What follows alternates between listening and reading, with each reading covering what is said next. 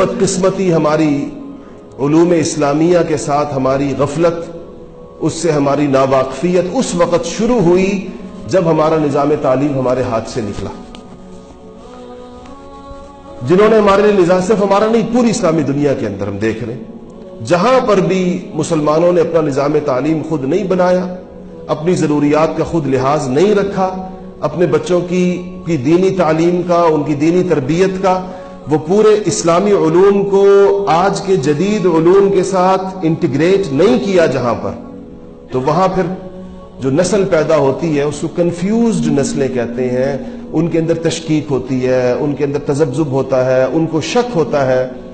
छोटी आजकल हम क्या देखते हैं, और हमें सही बात यह है कि तरस आता है लोगों पर, इसलिए उसका जवाब हमदर्दी के साथ देने की कोशिश करते हैं। कोई साहब कहीं पर एक हदीस शरीफ उनकी नजर से गुजर जाएगी, उसकी बुनियाद पर उनका ख्याल ये पैदा हो जाएगा ये सारी दुनिया गलत चल रही है, हदीस पर अमल नहीं कर रही। हमें रोजमर्रा ऐसे लोगों से वास्ता पड़ता। पिछले जुम्मे में बैठे होंगे वो साहब, मुझे उनकी मासूमियत पे ऐसी भी आ रही थी, वो मुझे कह रहे थे कि मैंने एक हदीस पढ़ी है, अगर वो तशरीफ फरमाओ तो नाराज ना हो सवाल पे, मैं उनका नाम नहीं ले रहा, वैसे ही बता रहा हूं उन लोगों को कि मैंने एक हदीस पढ़ी है बीए के निसाब में कि नमाजों को अव्वल वक्त के ऊपर पढ़ना चाहिए, तो हम क्यों नहीं पढ़ते?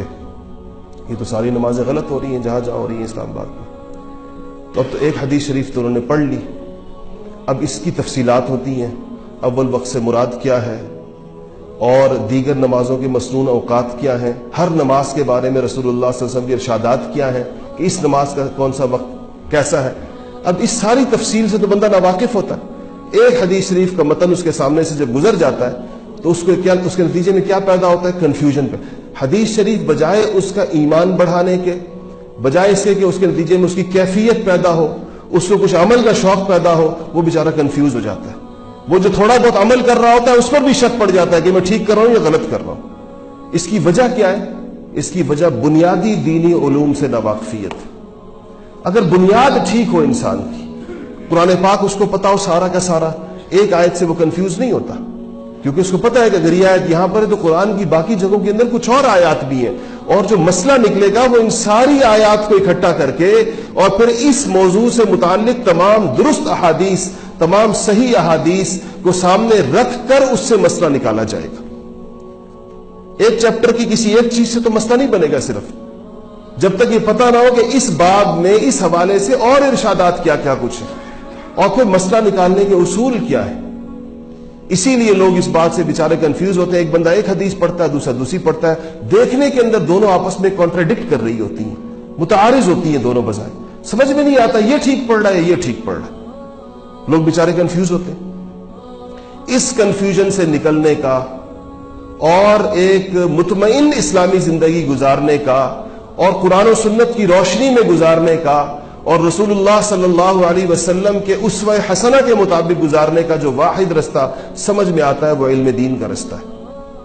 कि जरूरी इल्म दीन, मैं ये नहीं कहता कि हर बंदा आलिम दीन बन जाए, आलिम दीन तो खुद एक स्पेशलाइजेशन है। मुझे आज तक याद है हम जब 9th-10th में पढ़ते थे तो 9th-10th की किताबें उस जमाने में इकट्ठी होती थी और एक ही इम्तिहान होता था, अब तो 2 होते हैं। तो मुझे अच्छी तरह याद है कि उस जमाने में हमारी कुल इस्लामियात 9th और 10th की मिलाकर 42 सफ़ों की थी, 42 पेजेस की।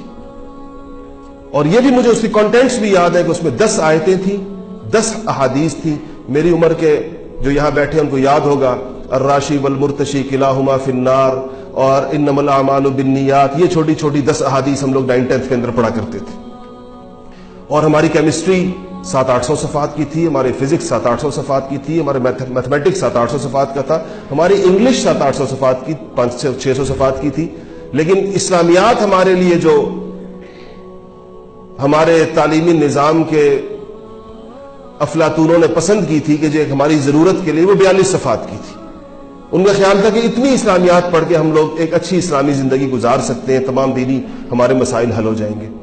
उसका नतीजा है ये जो आज आप माशरे के अंदर एक कंफ्यूजन देख रहे हैं, हत्ता कि मैं कहता हूं ये जो फिरकावारियत आप देख रहे हैं, क्योंकि लोग अनपढ़ हैं, लोगों को पता नहीं है, बुनियादी दीनी उलूम उनके पास है नहीं, तो जिसने जिस तरफ भी आवाज लगाई लोग उसके साथ शुरू हो जाते हैं। उसको कोई ना कोई तबका मिल जाता है, सही और गलत का कोई पैमाना तो है नहीं।